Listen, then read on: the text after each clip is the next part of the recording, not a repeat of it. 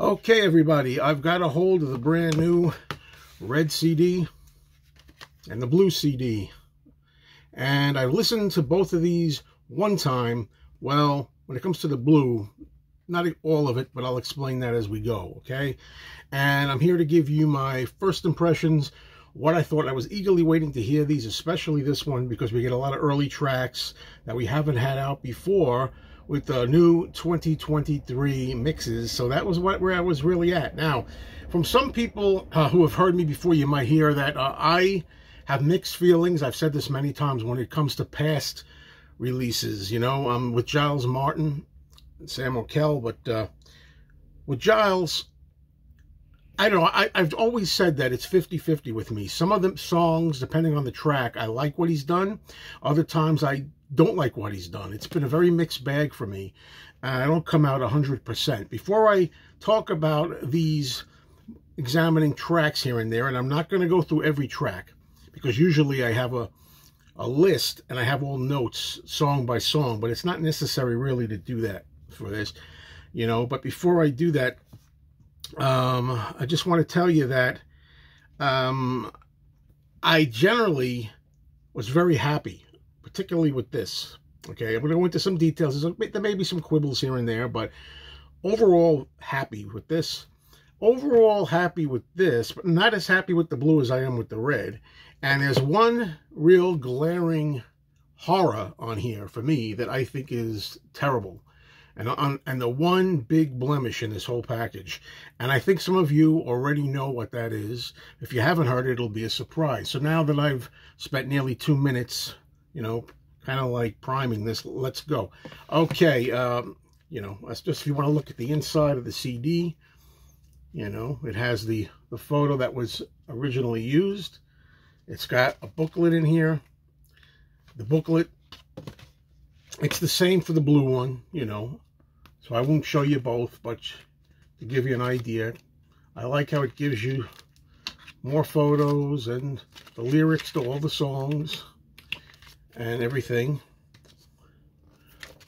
Okay, for people who like photos, there's a photo to share with you, and I'm sorry for any noises you might hear. I can't edit this video because it'll be a real pain, so you have to deal with the trains and all that kind of interruption, all right, as natural as we can get.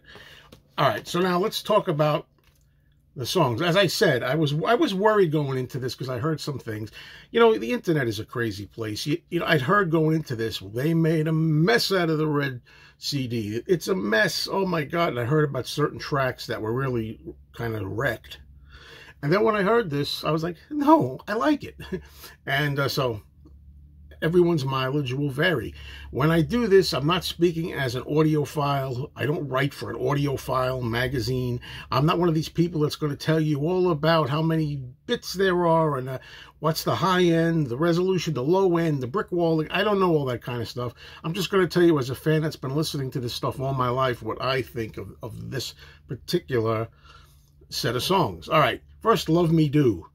At first I said, I still feel they should have used, I would have preferred they use the Andy White on drums version of this, because, you know, the original one here, the original 62 to 66 from 73, it had the Andy White one on it. And also, when they put out the single of Now and Then, the B-side already has the Ringo drum bit on there. It's a new 2023 mix.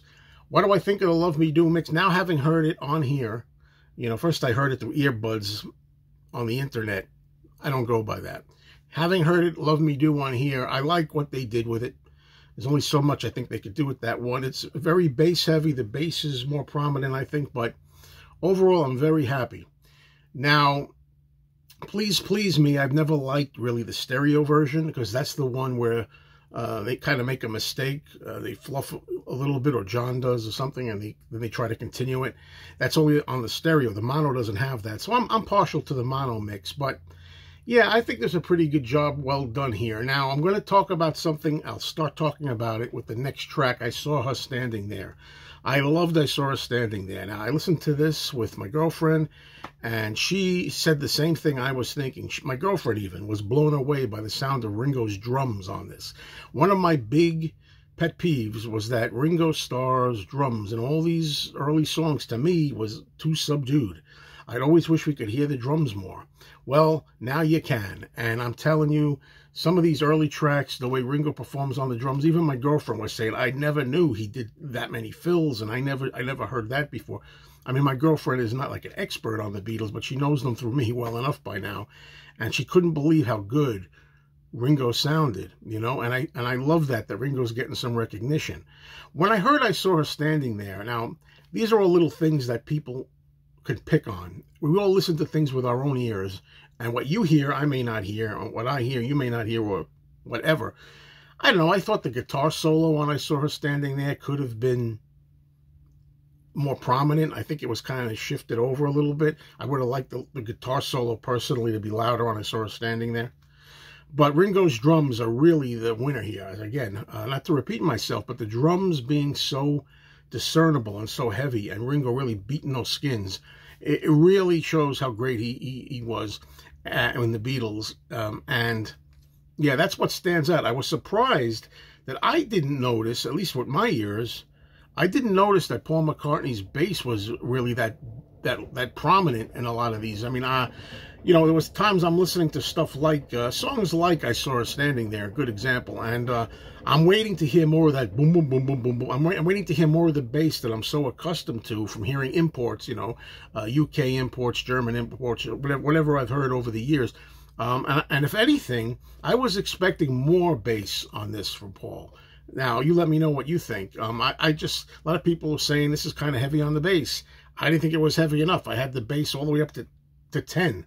Now I sound like I'm doing a Spinal Tap routine, you know.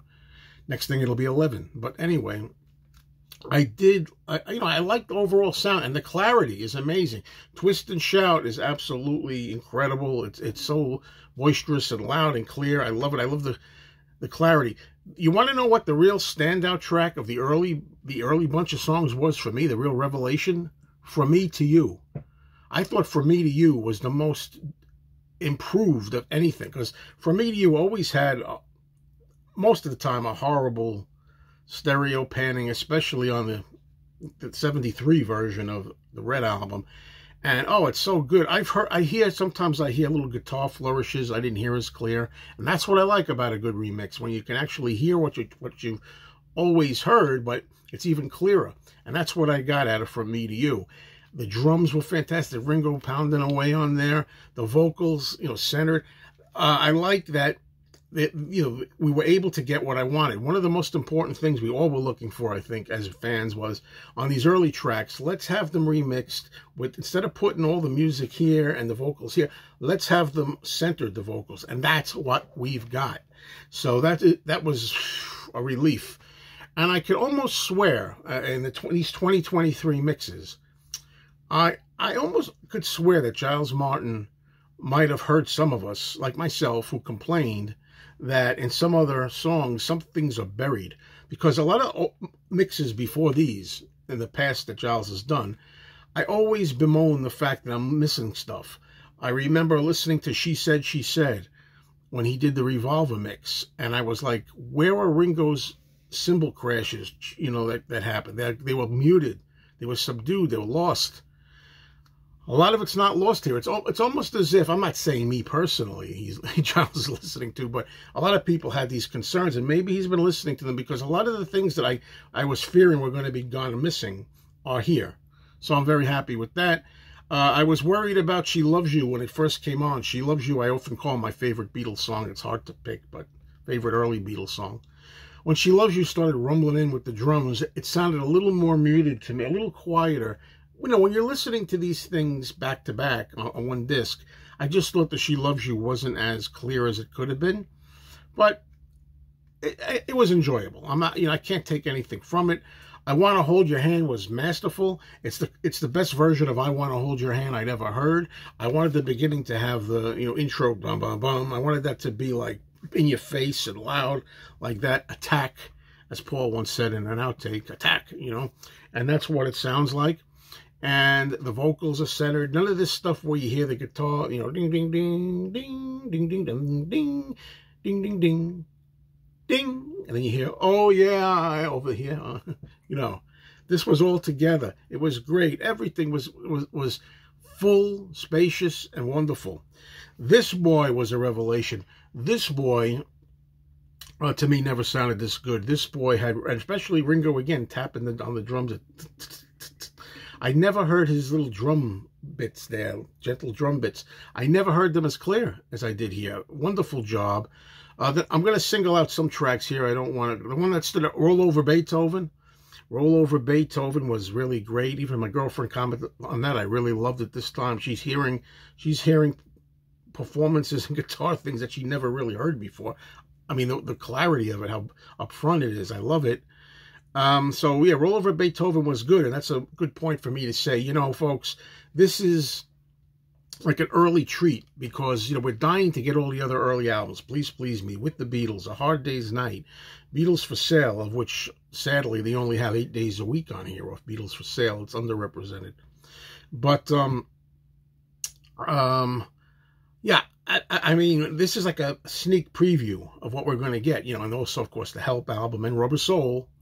So those are the albums we're dying for that haven't been done yet, and this is like a tasty treat. You get a little taste of it, some of these songs. I want to bring out A Hard Day's Night. I'm going to single out here. A Hard Day's Night, going into this, I'd heard that you better love bongos if you like this, because bongos are on the song A Hard Day's Night. Now, a lot of people say Ringo plays the bongos. I've heard it was Norman Smith who played the bongos. So whoever played the bongos, I was terrified to listen to this, because personally, even though bongos are on this song and were recorded on there, I was always afraid because I don't like those damn bongos. I grew up with the movie version. When you watch the movie A Hard Day's Night, you don't really hear bongos in there. I don't think. When you listen to like I grew up with the American United Artists album from '64 with the black label. When you hear the American album, the bongos aren't there, and I'm okay with that. I used to listen to, I don't know, import albums, again, from Japan, or I don't know which country's which, but I used to hear these bongos, and I was like, oh, they're too distracting. And I was afraid that they were, based on what I'd heard, they were going to beef up the bongos. The bongos are there, but they're not annoying, and they're not too much. Whew, thank God. Similarly, I was worried about one of my favorite songs, You Can't Do That. I was worried that You Can't Do That was going to have that darn cowbell going ding, ding, ding, ding, too much, too loud, but it's just enough. It doesn't overstay its welcome to my ears. I don't know about your ears. To my ears, I loved it. Some other thoughts here. 8 days a week sounded wonderful, and I love again that you hear more Ringo's drums. You know, you hear more of the blumps like that you couldn't really hear on the released versions too much. You know, the ones we've always, the released versions, the way we got them originally, the original versions. I never heard Ringo's drums as much. And on Anthology, when you used to listen to 8 days a week on the Anthology takes, when they're working on 8 days a week, you hear Ringo's drums are so, the rolls and things he's doing are so in your face and so easily discernible that I was thinking, I hope they can match that on 8 days a week here, and they did. So I like that. Yesterday sounds beautiful. Yesterday is just heavenly. It's perfect. Heavenly, heavenly. Yesterday's great. I Feel Fine is nice too. I thought when I was listening to I Feel Fine, it was weird. You know, I'm one of the few people that actually likes the Capitol Beatles 65 version, where it kind of has reverb on it, and it's a little echoey. I could swear, and I may be wrong here, but the vocals on here sounded slightly, and I emphasize the word slightly, ever so slightly, you know, slightly echoey, a little mumbly, little muffled. I don't want to say reverb. It just didn't sound as, I don't know, clear as I thought it was going to be. I don't know if that was just my ears or if it was a conscious effort they made, although I'm doubting it, to kind of keep the vocal slightly, ever so slightly veiled, you know, just a thin little bit of it, because I like the vocal. Yeah, that's what I'll say. That was only disc 1. Then we get at disc 2. The song Help, for old time's sake, I was hoping it would have the James Bond intro that was big in America. Well, they didn't have the James Bond intro in it, but that's understandable, I guess. Help sounded good. Don't have much to say about that. You gotta hide your love away makes its debut here. Sounds great. Now here's where I get mixed up. I didn't check what years these were. That's funny. When we got to We Can Work It Out and Day Tripper, I was a little disappointed in those. And if I'm not mistaken, I think We Can Work It Out and Day Tripper are older mixes that were already done. They're not 2023 mixes. If so, that explains it. Because again, there were a few things I didn't like that I wanted to hear that I thought were gone. Just slightly. Just things to my own hearing. Maybe not your hearing. All right. Then we get the songs, the debut of songs from Rubber Soul. We got Drive My Car, sounded good. Norwegian Wood was exceptional. Norwegian Wood to me sounded exceptional. And I love, how you get everything again, sounding kind of centered, the vocals up there in the middle. And the sitar is loud enough, and it's not so much of a affair where you go to the side so much. I used to always hear Norwegian Wood in stereo like that, Need I mention, by the way, which I didn't say, that these are stereo mixes? How could I forget that? Nowhere Man. Nowhere Man is a new revelation. Same thing with Nowhere Man as Norwegian Wood. I'm so sick of hearing, he's a real Nowhere Man in one, and then the guitars in the other. Here you have it all there together. And it just sounds all together, coming together, and it really sounds heavenly in a way, he's a real Nowhere Man.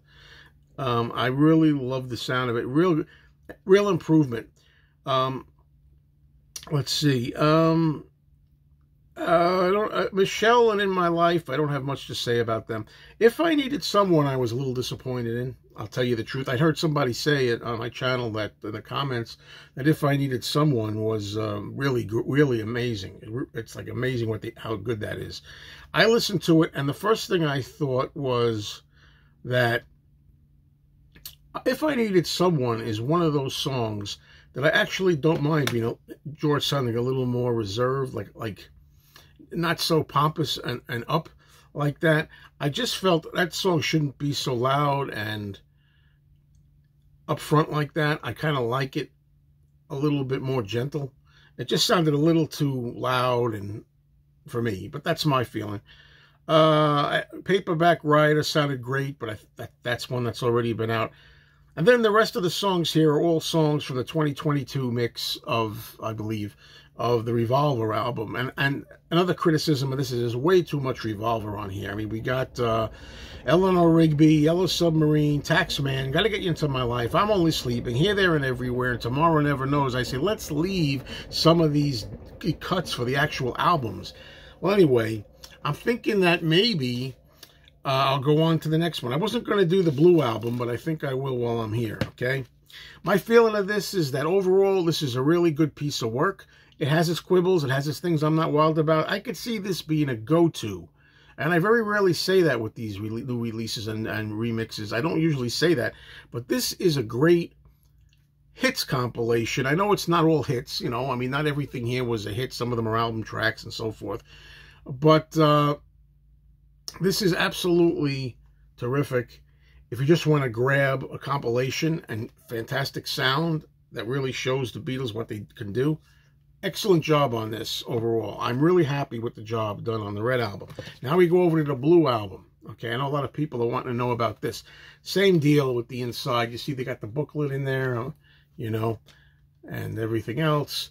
I didn't get to show the discs. You know what the discs look like, right? You know what the disc. Let's go back to the red disc. That's what the first disc looks like. And the second disc, of course, which you would expect would be the other sliced apple. All right, and that same thing with the Blue.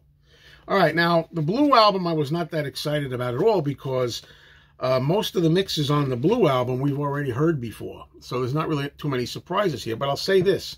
When I played Strawberry Fields Forever, Penny Lane, and Sgt. Pepper, with a little help from my friends, and Lucy in the Sky with Diamonds, I like those a lot on this. I I know these are supposed to be old mixes that were already done in 2017 or whenever it was done. Some of them maybe 2015, you know, different years. It's in the past.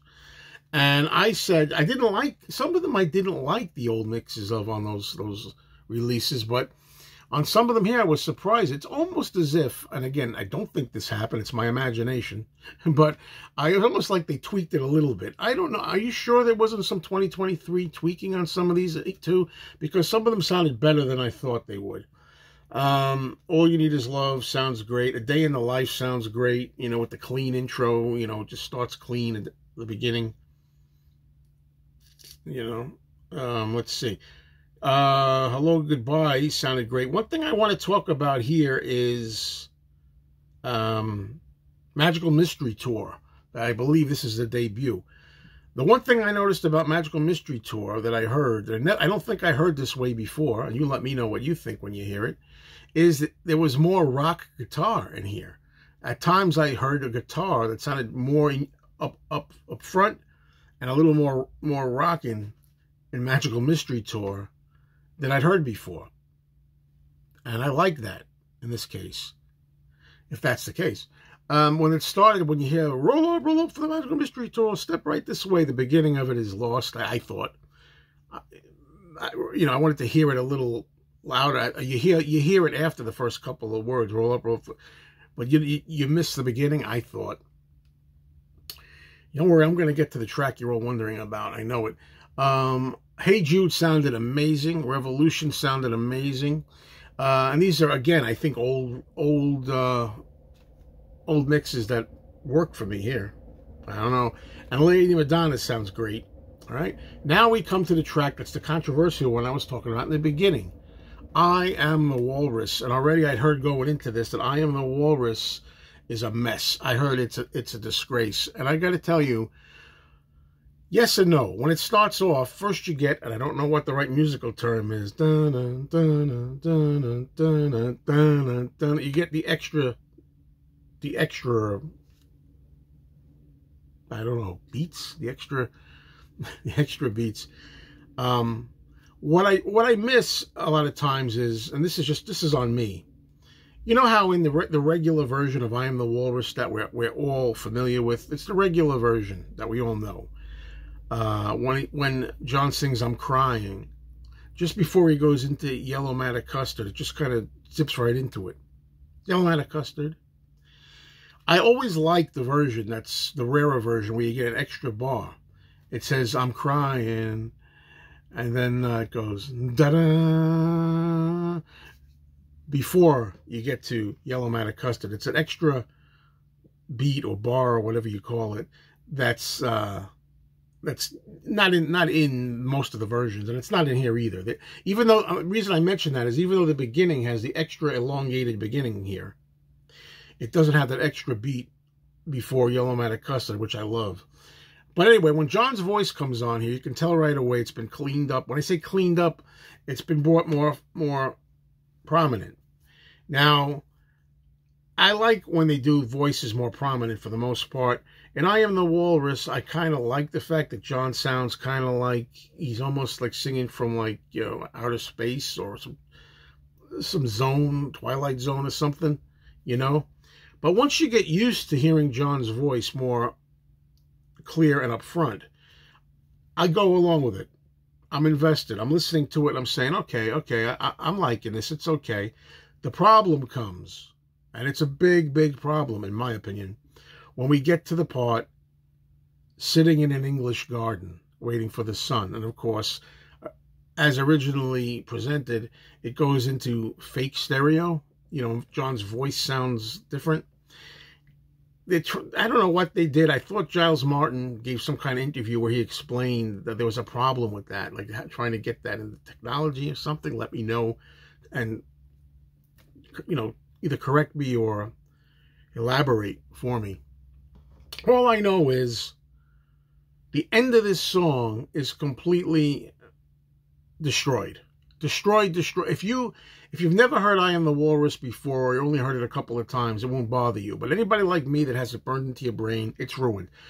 The part when the radio play comes on, all that radio chatter and everything, the sounds of the radio. Completely different. It's completely different. It's too up front in your face. It's not off to the side enough. And the whole thing sounds like it's another take, you know, not the one at all that we're used to. And all the voices, you know, from King Lear and everything, Bury My Body, you know, Edmund Earl of Gloucester, Seek 'Em Out, blah, blah, all this kind of stuff is like very hard to discern. And it's kind of, some of it's louder, some of it's lower, some of it's missing. I don't know how else to describe it. At the end, the part that we all like, you know, is he dead? Sit you down, Father, rest you. That end is practically gone.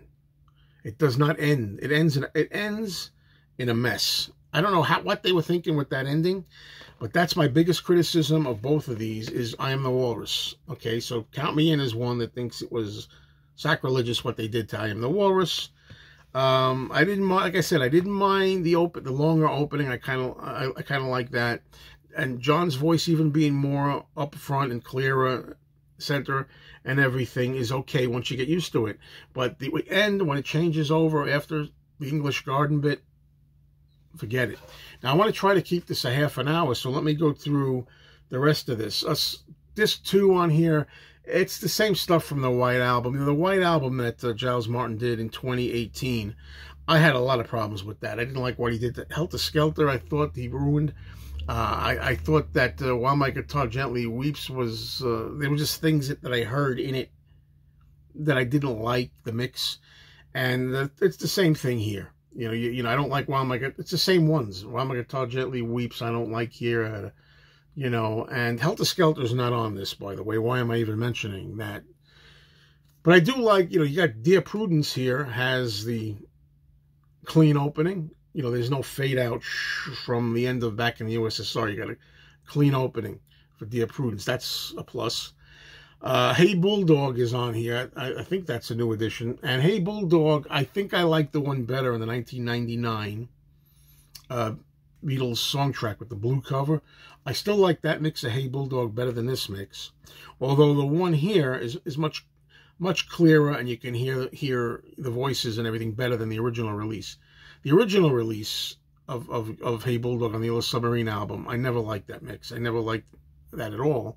Love it on the 1999 song track. Still love it there. This is better. It's better than the original, but not as good as 1999. And all the other songs on here, I really don't have anything to say about, because it's the same stuff. The Let It Be songs are from Let It Be. The remix that we got, the Abbey Road songs are the same. They do include Oh Darling on here, which is one of the ones that I personally loved, the way it was remixed on Abbey Road in 2019. I love the harmonies being brought up, and it sounds more like a doo-wop song. Doo-wop, doo-wop, Oh Darling. I love the harmonies in this version and the Abbey Road mix of Oh Darling. The last song they put on here is Now and Then, the new song. And I know there's a lot of different people here. Some people do not feel they like the song. Some people feel they do. By the way, the song is going to be, if it's not already, #1. I think it's going to be the next number. I don't know if it's 19 #1 singles or 20. I forget what it is in England. 19, 20. I forget. It's a #1 single in England and the UK. But anyway, Now and Then, I like the song. I like the song. Here's what my take on Now and Then has always been. I like the song. Love the song and the video. Put them together, song and video, and I love it. Put it as a song, I like it. But I got to tell you, people were wondering, should Now and Then be on here? Does it work on here? I think it works wonderfully. After if listening to this whole thing all the way through with all the Beatle harmonies and the choruses and all those things they do, it fits on here. It's the Beatles. It sounds just like the Beatles. Is it the greatest song on here? No, it isn't. It is not the greatest song on here, not at all. One last thing I almost forgot. Anyway, I did forget, and it was important. I'll get back to it. But yeah, Now and Then, perfect closer to this, perfect ending to their career. Lastly, I'm going to rush in. The song Old Brown Shoe is terrible. Old Brown Shoe has way too much bass heavy, way too much. And George's voice on Old Brown Shoe here is way too subdued. if you're going to be, you've been bringing voices up all along. Old Brown Shoe is one where I would have liked to have George's voice up more. Too much bass drowning it out. That's it, folks. Overall, I'm happy.